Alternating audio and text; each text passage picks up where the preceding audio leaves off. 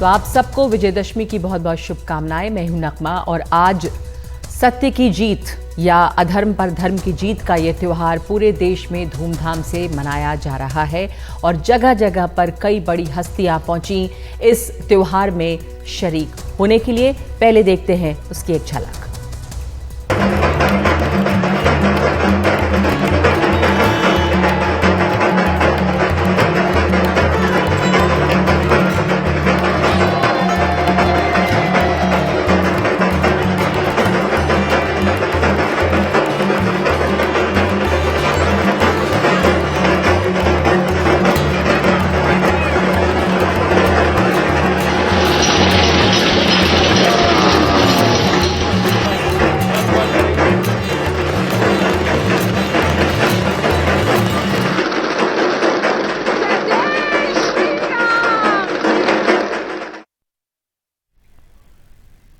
तो कहीं पे सिंदूर खेला, कहीं पे रावण दहन। ज़्यादातर जगहों पर कुछ ही देर पहले रावण दहन का कार्यक्रम हुआ है और इसमें तमाम बड़े लोग अलग अलग जगहों पर शामिल हुए। प्रधानमंत्री नरेंद्र मोदी दिल्ली के द्वारका में चल रही रामलीला के रावण दहन में पहुंचे। इस मौके पर लोगों को कई संकल्प उन्होंने दिलाए। उन्होंने लोगों से कहा कि वो ज़्यादा से ज़्यादा पानी बचाएं, श्री अन्न को बढ़ावा दें।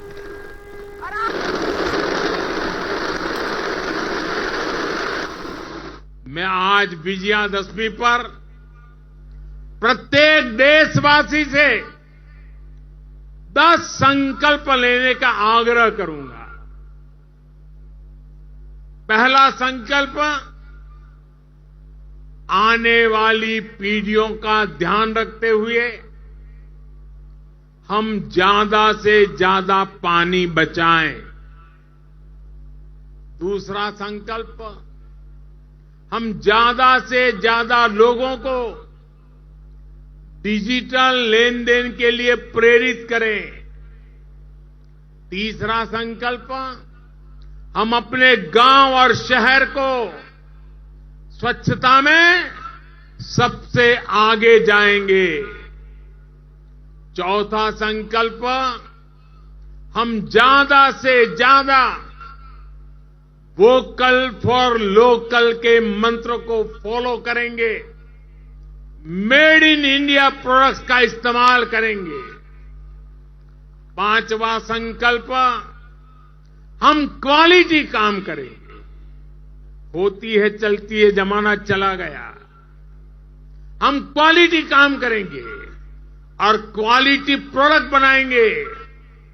खराब क्वालिटी की वजह से देश के सम्मान में कमी नहीं आने देंगे।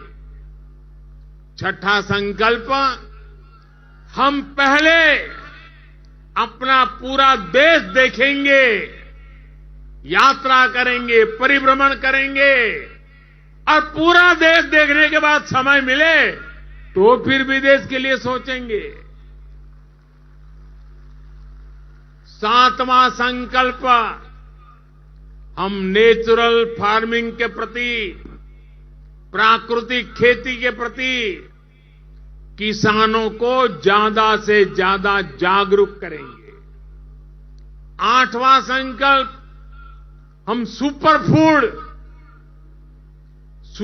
फूड मिलेट्स को, श्री अन्न को अपने रोजमर्रा की जिंदगी में शामिल करेंगे।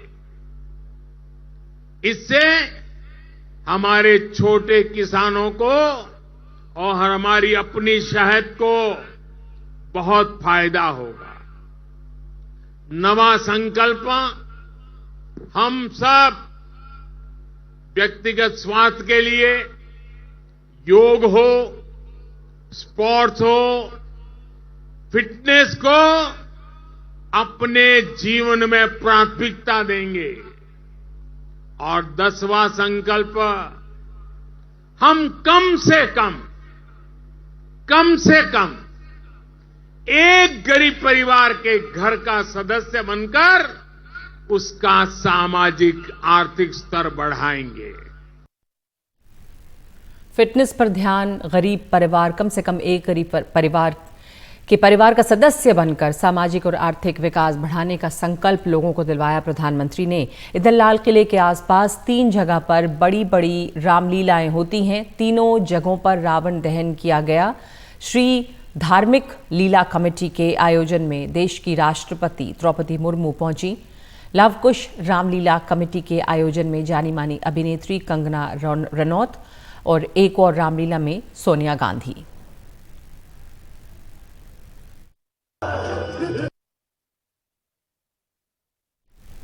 हमारे सहयोगी शरद शर्मा इस पर और जानकारी दे रहे हैं। रामलीला मंचन के दौरान जब बिना मतलब कोई हंस रहा हो, समझ लीजिएगा कि ये राक्षसों का, दैत्यों का संवाद ही हो रहा होगा। रामलीला जो है वो बिल्कुल अंतिम चरणों में है। यहाँ पर रावण का संवाद चल रहा था और अब मंच पर जो है दिल्ली के उपराज्यपाल विनय कुमार सक्सेना आ चुके हैं। एक बार जूम करके इनको दिखा देंगे। ये देखिए, मंच पर दिल्ली के उपराज्यपाल विनय कुमार सक्सेना बैठे हुए हैं। इतनी भारी भीड़ जो है, ये दिल्ली के लवकुश रामलीला में मैं हूं, कितने बड़ी संख्या में लोग आए हुए हैं, कितने ही बैठे हुए हैं। ये अंतिम दौर का जो है युद्ध चल रहा है, महासंग्राम इसे कहा जाता है कि अंतिम दौर में, महासंग्राम में रावण और भगवान श्री राम का युद्ध होता है। तो ये वही अंतिम युद्ध चल रहा है।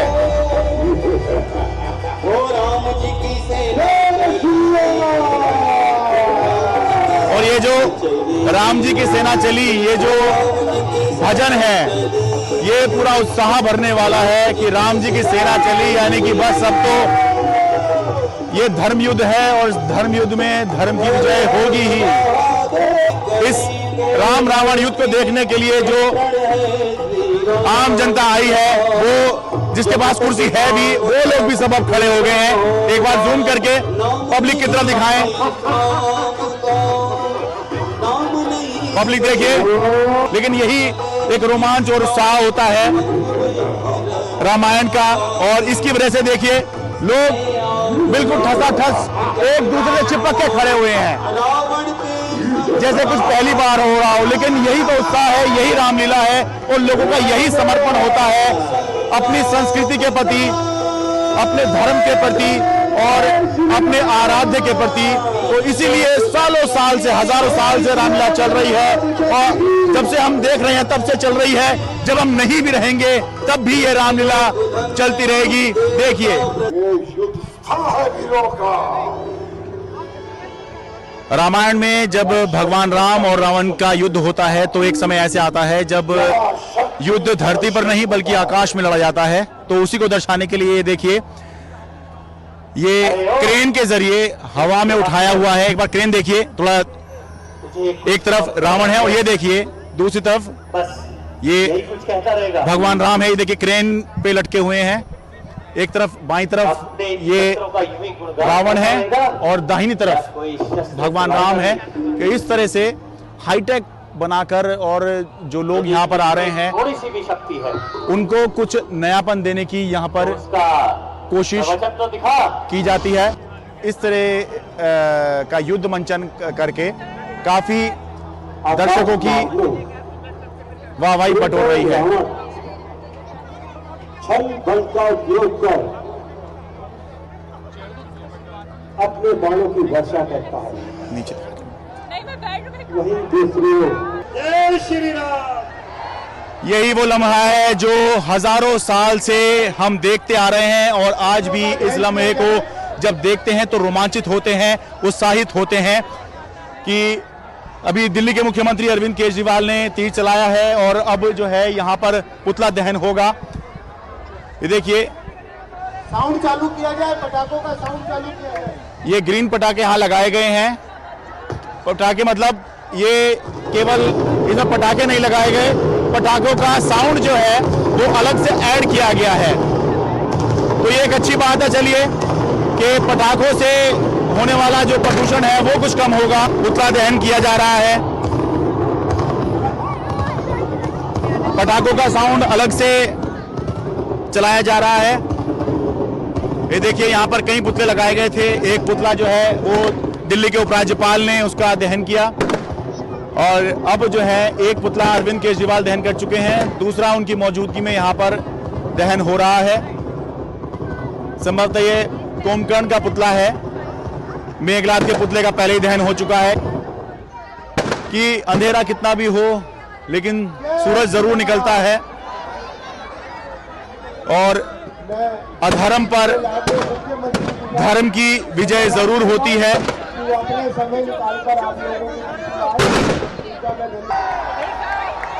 ये रावण का पुतला जलने से पहले ही यहां पर गिर गया। ये असल में था ये कि दो पुतले यहां पर मुख्यमंत्री अरविंद केजरीवाल ने दहन करे थे, एक कुंभकर्ण का था और एक और था। लेकिन जो प्रोग्राम था यहाँ पर, जो तय प्रोग्राम था वो ये था कि फिल्म स्टार कंगना रनौत से रावण दहन करवाया जाएगा, लेकिन अभी उनके आने से पहले ही और दहन से पहले ही जो रावण का पुतला था वो शायद अपने भार से या आसपास का कुछ जो बैलेंस है वो बिगड़ा है, जिसकी वजह से ये देखिए ये रावण का पुतला जो है ये यहाँ पर जलने से पहले ही गिर गया है। तो देखेंगे किस तरह से ये जो पुतला दहन से पहले ही गिर गया है वो किस तरह से उठाया जाएगा। लाल किला दिल्ली से अपने कैमरा सहयोगी आजम सिद्दीकी के साथ मैं शरद शर्मा, एनडीटीवी इंडिया। और अब बारी है मैसूर के दशहरे की। मैसूर का शाही दशहरा दुनिया भर में मशहूर है। इसे देखने के लिए जगह जगह से लोग मैसूर पहुंचते हैं और इस दौरान निकलने वाले जुलूस में बड़ी संख्या में लोग शामिल होते हैं। पूरे साल इस शाही दशहरे का इंतजार किया जाता है। कई दिनों तक चलने वाले समारोह में यहाँ का पुराना राजसी परिवार, वोडेयार परिवार शामिल होता है और बढ़ चढ़ कर शिरकत करता है। इस बारे में नेहाल किदवई दे रहे हैं और ज्यादा जानकारी।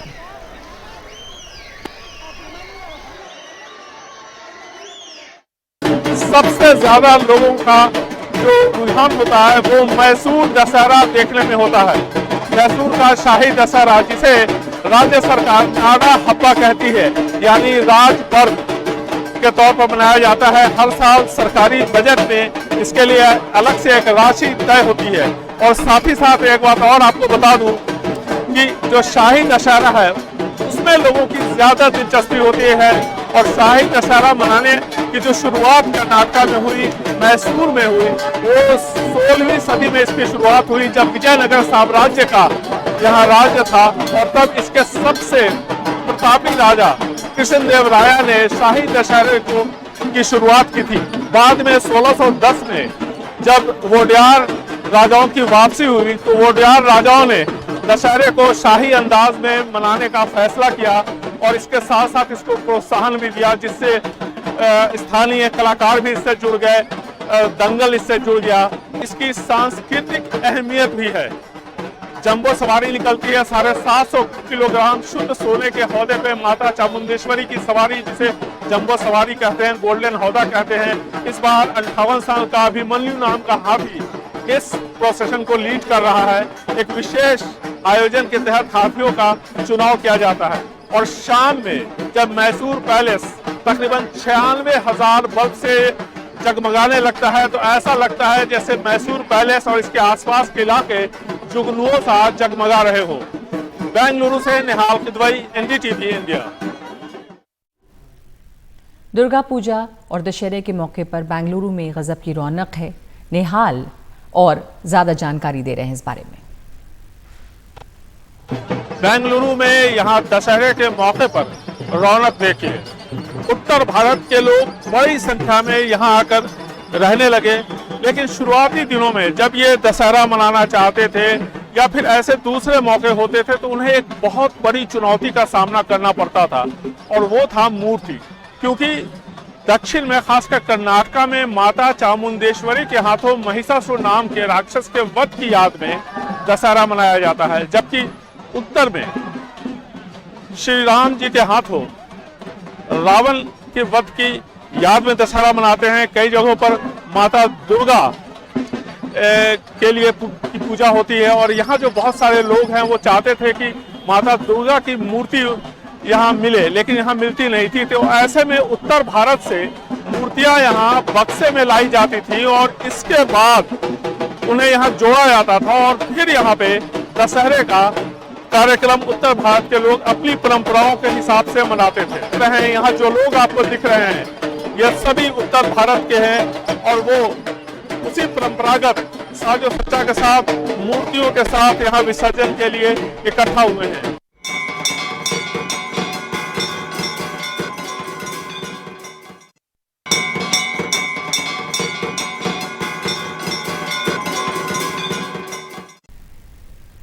और पश्चिम बंगाल में आज के दिन यानी विजयदशमी के मौके पर सिंदूर खेला की परंपरा है, जिसमें महिलाएं साड़ियों में, लाल और सफ़ेद साड़ियों में एक दूसरे को सिंदूर लगाती हैं और इस मौके पर नृत्य और गीत के साथ साथ मां दुर्गा की आराधना की जाती है। इस पर जानकारी दे रहे हैं सौरभ गुप्ता।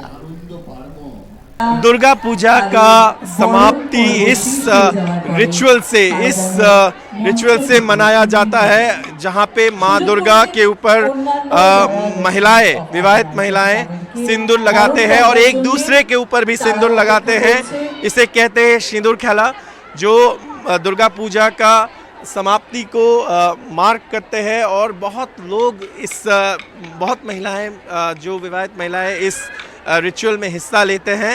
ये केवल नारी शक्ति की सेलिब्रेशन नहीं है, ये अपने अंदर जो शक्ति है, नारी पुरुष मिलकर ये पांचों दिन हम जो माँ की पूजा करते हैं, ये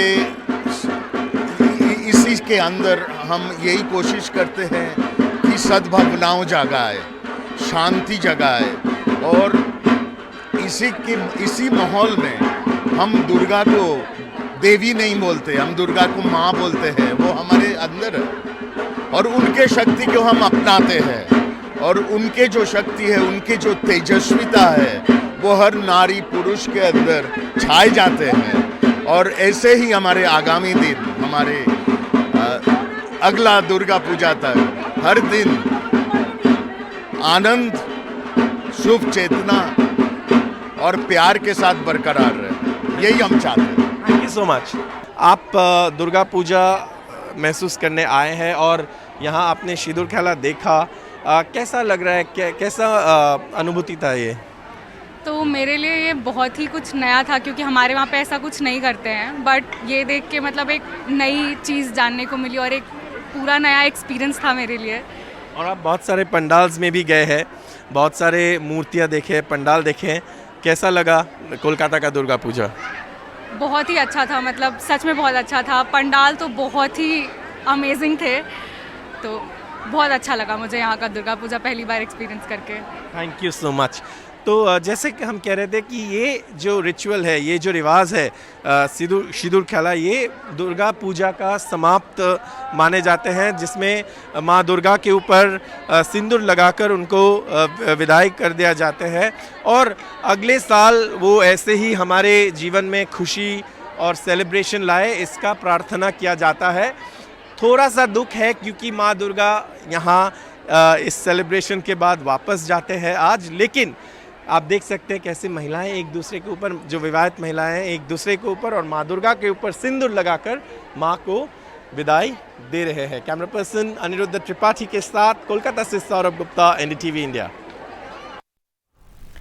त्योहार के दिन सौहार्द की एक मिसाल उत्तर प्रदेश में हापुड़ के पिलखुआ में एक मुस्लिम परिवार 3 पीढ़ियों से रावण के पुतले बनाता है। तनिष्क पंजाबी दिखा रहे हैं आपको ये रिपोर्ट। मासूम अली और उनके परिवार अपने हुनर का इस्तेमाल दशहरे में रावण, कुंभकर्ण और मेघनाथ के 70 फुट ऊंचे पुतले बनाने के लिए करते हैं। उनकी कला एक विरासत है जो मासूम के दादा करीमुद्दीन ने शुरू की और मासूम के पिता जमाल अली ने उसे आगे बढ़ाया। अब अपने खानदान की इस विरासत को मासूम अपने साले आफ्ताब के साथ संभाले हुए हैं। भैया मैंने 100 साल से बनाते आ रहे, हमारे दादाजी बनाते थे, पापा जी बनाते हैं, हम भी बनाते हैं, तो आने वाले पीढ़ी है वही बनाएंगे। इनके बनाए पुतले पिलकुआ के रामलीला के अभिन्न अंग हैं, जहां अष्टमी के दिन रावण, मेघनाथ और कुंभकर्ण के पुतले जलाए जाते हैं, जो बुराई पर अच्छाई की जीत का प्रतीक है। इनके लिए दशहरा महज एक त्योहार नहीं बल्कि आमदनी का एक अहम जरिया भी है। बस जी हमारे लिए ऐसे ही महत्व रखता है, जैसे हमारे लिए ईद बकरीद होती है, इसी हिसाब से हम अपने दशहरा का इंतजार करते हैं। मासूम का कहना है कि पिछले कुछ बरसों से बढ़ते दामों से कारोबार पर असर पड़ा है। दाम बढ़ रहे हैं तो पुतले पहले से छोटे होते जा रहे हैं।